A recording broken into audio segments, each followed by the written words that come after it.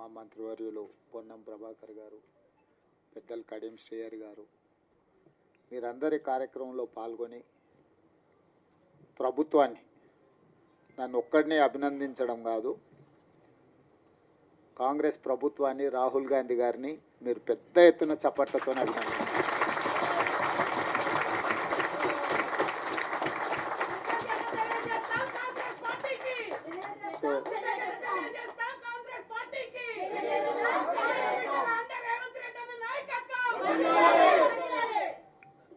నేను ఎందుకు ఈ మాట చెప్తున్నా అంటే, మన నాయకుడు రాహుల్ గాంధీ గారు పట్టుదలతోని లేకపోతే ఈ మాదిగ ఉపకులాల వర్గీకరణ అమలు చేసే శక్తి నాకు రాకపోతుంది. వారు చాలామందికి భిన్న అభిప్రాయాలు ఉన్నా, రాహుల్ గాంధీ గారు నువ్వు ఇది అమలు చెయ్యి, నేను ఉన్నా అని భుజం తట్టడంతో ఎన్ని సమస్యలు వచ్చినా దాని ఒక క్రమ పద్ధతిలో మంత్రివర్గ ఉపసంఘం వేసినప్పుడు నేను దామోదర్ రాజనరసింహ గారిని ఉపసంఘం చైర్మన్గా ఉండాలని నేను అడిగిన. దామన్న అన్నాడు, నేను కాదు ఉత్తమ్ కుమార్ రెడ్డి గారిని పెట్టు, అందరినీ సమన్వయం చేసుకోవాలి, రేపు నేనే ఉండి చేస్తే దామోదర్ రాజనరసింహ గారు ఆ సామాజిక వర్గానికి సంబంధించిన వాడు కాబట్టి వడ్డించేవాడు వాళ్ళోడే, వాళ్ళకే ఎక్కువ వడ్డించిందని చెడ్డ పేరు వస్తుంది. అట్లా కాకుండా మా న్యాయమైన హక్కు ఎవరిచ్చినా మాకు తప్పకుండా ఇస్తారు కాబట్టి ఉత్తమ్ కుమార్ రెడ్డి గారిని చైర్మన్గా పెట్టు అని వారు సూచన చేశారు. ఉత్తమ్ కుమార్ రెడ్డి గారిని చైర్మన్గా పెట్టి, దామన్నను కో చైర్మన్గా పెట్టి, పొన్నం ప్రభాకర్ గారిని, సీతక్కను, అదేవిధంగా శ్రీధర్ బాబు గారిని అందరినీ కమిటీలో వేసి, మల్లు రవి గారిని కూడా ఈ కమిటీలో పెట్టి 6 సార్లు సమావేశం చేసిన తర్వాత ఇది 7 మంది న్యాయమూర్తులు ఇచ్చిన జడ్జిమెంటు.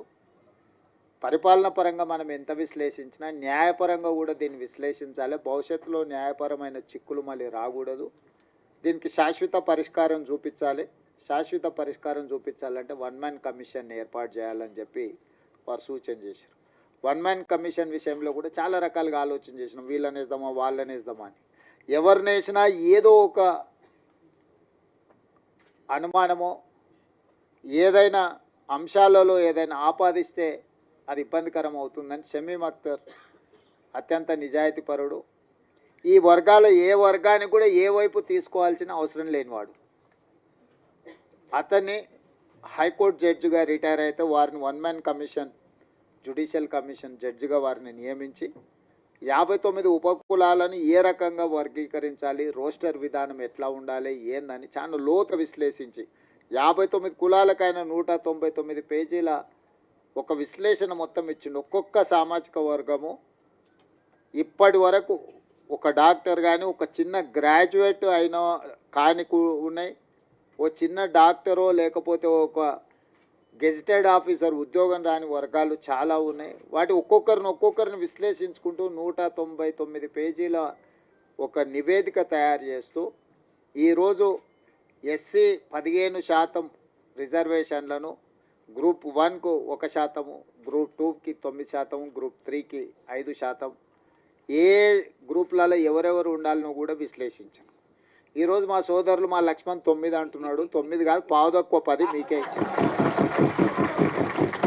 ఎందుకంటే అతి తక్కువ జనాభా ఉన్న వాళ్ళు ఎన్నడూ ఏ అభివృద్ధి ఫలాలు ఆశించని వాళ్ళని గ్రూప్ 1లో పెట్టాం.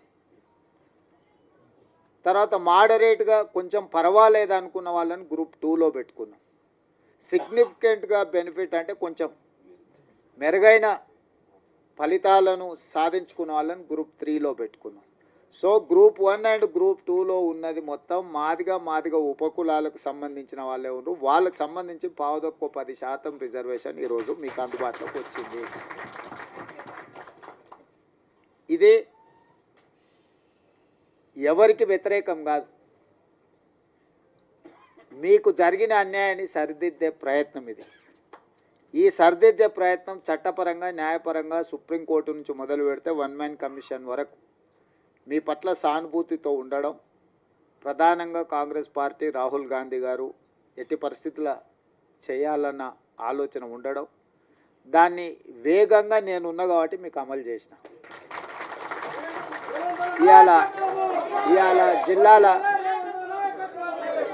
ఇవాళ జిల్లాలో మొదటి నుంచి నేను జడ్పీటీసీ కావచ్చు, ఎమ్మెల్సీ కావచ్చు, ఎమ్మెల్యే కావచ్చు, ఎంపీ కావచ్చు, ఇవాళ ముఖ్యమంత్రి కావచ్చు, ఏ స్థాయిలో నేను రాజకీయాలలో చిన్నది పెద్దది ఏ పదవైనా ఉండని మాదిగోళ్ళ పిల్లలు న్యాయంబడే తిరిగి ఎన్నికల ప్రచారం చేశారు.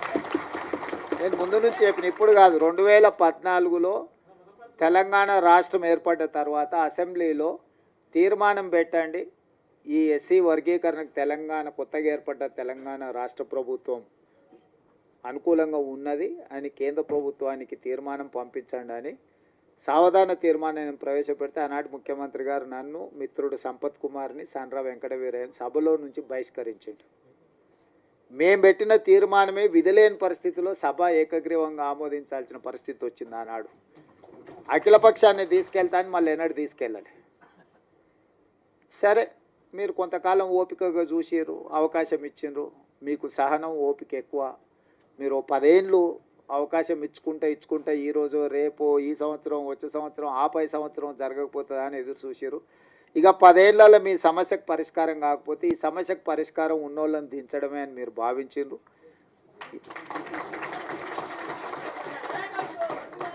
మీరు అవకాశం ఇస్తే మొదటి సంవత్సరంలోనే సుప్రీంకోర్టులో జడ్జిమెంట్ వచ్చిన, సుప్రీంకోర్టులో కేసులు సంవత్సరాల కొద్ది వాయిదా పడుతుంటే నేను అయిన తర్వాత దామన్నని పిలిచిన, మన ఎమ్మెల్యేలు అందరిని పిలిచిన, అక్కడ సుప్రీంకోర్టులో కేసు వాయిదాలు పడుకుంటూ పోతుంది, ఇంకా దీన్ని వాయిదాలు వేయడానికి వీలు లేదు, మనమే ప్రత్యేకంగా ప్రభుత్వం నుంచి ఉద్దండులైన న్యాయవాదులను నియమిద్దామన్నా, నువ్వు ఢిల్లీకి వెళ్ళు, ఎమ్మెల్యేలు అందరిని తీసుకొని అని చెప్పి వేముల వీరేశాన్ని, మందుల శామ్యుల్ను, గవ్వంపల్లి సత్యనారాయణన్, లక్ష్మణ్ని, అందరినీ ఎమ్మెల్యేలు అందరినీ దామన్నకు తోడిచి ఒక కమిటీలాగా ఢిల్లీకి పంపించి మన సిద్ధార్థ్ లూత్రాను, అభిషేక్ సింఘ్వీని, వీళ్ళందరినీ న్యాయవాదులను అందరినీ మన తరఫున సుప్రీంకోర్టులో బలంగా కేసును బెంచ్ మీదకి తీసుకొచ్చి బలంగా వాదనలు వినిపించినాం. ఎందుకు వర్గీకరణ చేయాలని దాని మీద పంజాబ్ వర్సెస్ యూనియన్ ఆఫ్ ఇండియాలో ఉన్న కేసు చాలా ఏళ్ళ నుంచి పెండింగ్ ఉంది. దీంట్లో మీరు అందరు పిల్లలు చాలామంది చదువుకున్న వాళ్ళు ఉన్నారు. ఏళ్ళ కొద్దీ వాయిదాలు పడుతున్న దాన్ని 7 మంది న్యాయమూర్తులు ఒక దగ్గర కూర్చోవడం అనేది అంత అల్కగా పని కాదు. ఒకరు కూర్చునుడే కష్టం ఉంది. ఇవాళ రేపు 7 మంది ఒక్కసారి ఇట్లా లైన్గా కూర్చొని మీ వాదనలు వినాలంటే కంటిన్యూస్గా వాదనలు వినిపించి సుప్రీంకోర్టును మెప్పించి సుప్రీంకోర్టులో జడ్జిమెంట్ తీసుకొచ్చి ఆ జడ్జిమెంట్ని ఏ రాష్ట్రం ఈ దేశంలో అమలు చేయలేదు. ఏ రాష్ట్రం, ఏ కేంద్ర ప్రభుత్వం. ఇవాళ మా సోదరుడు ఎక్కడైతే మద్దతు పలుతుండో, నాకు మంచి మిత్రుడు ఆయన, నాకేం విభేదాలు లేవు. నేను మళ్ళీ మీరు ఎవరైనా అనుకున్నారు, కృష్ణమాదిగతో నాకు పర్సనల్ రిలేషన్ చాలా గొప్పగా ఉంది. ఆయనతో నాకు ఏం చిన్న ఎంట్రకాంత కూడా మాకు భిన్నాభిప్రాయాలు. కాకపోతే నాకంటే ఆయన కిషన్ అన్నను, మోడీని ఎక్కువ నమ్ముతుండు. కానీ వాళ్ళ ప్రభుత్వాలు ఉన్న దగ్గర కూడా ఎక్కడ అమలు చేయలే, ఎక్కడ కూడా. ఏ రాష్ట్రంలో అన్న వాళ్ళ ప్రభుత్వం ఉన్న కాదు, ఇన్ని రాష్ట్రాలలో వాళ్ళ ప్రభుత్వం ఉంది, నన్ను చేసిరా. కానీ నేనేందంటే ఈ వర్గాలకు అన్యాయం జరిగింది, ఇక నేను ఉన్నప్పుడు కూడా న్యాయం చేయకపోతే వీళ్ళకి ఎవ్వరు న్యాయం చేయరని నేను బలంగా నమ్మిన. అందుకే ఇంకెవ్వరు ఏమన్నా అనుకొని ఎవరు ఏమన్నా తెచ్చుకొని ఈ జాతికి న్యాయం చేయాలనుకున్న పట్టుదలతోని దాన్ని పక్కడబందీగా అన్ని రకాలుగా చేసుకుంటూ వచ్చి నేను అసెంబ్లీలో బిల్లు చేసి, అంతకంటే ముందు ప్రొఫెసర్ కాసిము వాళ్ళు వచ్చి నాతో అడిగినారు. అంటే నేను చెప్పిన, మీకు బిల్లు కావాలన్నా ఆడాబిడి కావాలన్నా అని. మాకు బిల్లు కావాలి సార్ అన్న. బిల్లు కావాలంటే దీనికి ఒక ప్రాసెస్ ఉంటుంది. పిల్లగాడు ఎంత తెలుగులో చదువైనోడైనా వాడు సంవత్సరం చదివినాకనే పరీక్షలు పెడతాం కదా. దీనికి కూడా ఈ ప్రాసెస్ కూడా ఒక పద్ధతి ఉంటుంది. అసెంబ్లీ కానీ లేకపోతే క్యాబినెట్ కానీ కమిషన్ కానీ రిపోర్ట్ కానీ దాన్ని చట్టం రూపొందించాలి. చట్టంలో లొసుగులు ఉండొద్దు. మళ్ళీ దాన్ని చట్టం చేసినాక మళ్ళీ దాన్ని ఎవరో ఒకరు దాంట్లో ఏదో ఒకటి ఎతికి కోడిగుడ్డు మీద ఈకలు వీకినట్టు ఏదైనా చేస్తే అది మళ్ళీ మొదటికి వస్తే ఇంక మళ్ళీ ఎప్పటికీ ఇది అపరిష్కృతమైన శాశ్వత సమస్య ఉంటుందని చెప్పి దాన్ని పక్కడ్బందీ చేసి దాన్ని మొత్తం దామన్నను ముందలు పెట్టి వెనకంగా మేము అందరం ఉండి మిగతా వాళ్ళందరినీ సమన్వయం చేసుకుంటూ నేను సభలో కూడా అందరినీ కూడగట్టి ఎవ్వరు కూడా దీన్ని వ్యతిరేకించే సాహసం చేయలేదు. ఎవరిని కూడా వ్యతిరేకించనీయకుండా వ్యవహారం నడిపినాం. ఎందుకంటే దీన్ని అందరి ఆమోదంతో ముందుకు తీసుకెళ్తున్నాను ఒక అభిప్రాయం ఇవ్వడం ద్వారా మాదిగ ఉపకులాలు ఎవ్వరికి అన్యాయం చేస్తలేరు. వీళ్ళు వాళ్ళ న్యాయమైన హక్కు కోసమే వాళ్ళు ప్రయత్నం చేస్తున్నారు అనే ఒక విస్తృత అభిప్రాయాన్ని కల్పించడం కోసం ప్రభుత్వం పూర్తిగా ప్రయత్నం చేసింది. ఇవాళ దాన్ని సాధించుకున్నాం. నేను ఆయల అసెంబ్లీలో చెప్పిన దీన్ని కొలిక్కి తెచ్చే వరకు ఏ నోటిఫికేషన్ ఇవ్వనండి. ఆయలటి నుంచి ఇవాళటి వరకు ఒక్క నోటిఫికేషన్ కూడా ఇవ్వలే. ఎందుకంటే నాకు కూడా దీన్ని ఏదో ఒకటి తేల్చాలి. ఎన్నేళ్ళు 30 ఏళ్ళ నుంచి 35 ఏళ్ళ నుంచి ఇది సిక్కుముడై జటిలం అయిపోయి ఇది ఒక సమస్యగా తయారవుతుంది. దీనికి ఒక పరిష్కారం చూపిస్తే చరిత్రలో ఎప్పుడైనా చిన్న సాయం చేస్తేనే మీరు ఎక్కువ గుర్తుపెట్టుకుంటారు. పూట ఇంత అన్నం పెడితే కూడా 10 ఏళ్ళు 20 ఏళ్ళు ఈ జాతి నమ్మకంగా ఎంబడి నడుస్తుంది. ఓ పూట భోజనం పెడితే కూడా నమ్మకంగా నడుస్తారు. గ్రామాలలో మాకు తెలుసు. ఎందుకంటే పొలంకాడు మీకు మాకే కాదు ఉన్నది సంబంధం అంతా. బాయికాడ ఏదైనా ఉన్నది మీకు మాకే సంబంధం కాబట్టి మీ గురించే నాకు పూర్తిగా అవగాహన.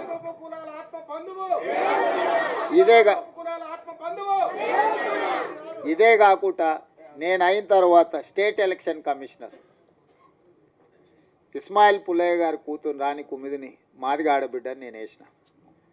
100 ఏళ్ళ హిస్టరీ ఉన్న ఉస్మానియా యూనివర్సిటీకి 100 ఏళ్ళ నుంచి ఏ దళితుడు కాలే.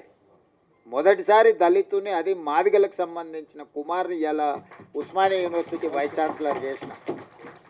ఉస్మానియా యూనివర్సిటీ ఆర్ట్స్ కాలేజ్ ప్రిన్సిపల్గా ప్రొఫెసర్ కాసిమ్ని ఈరోజు మన ప్రభుత్వాన్ని నియమించింది.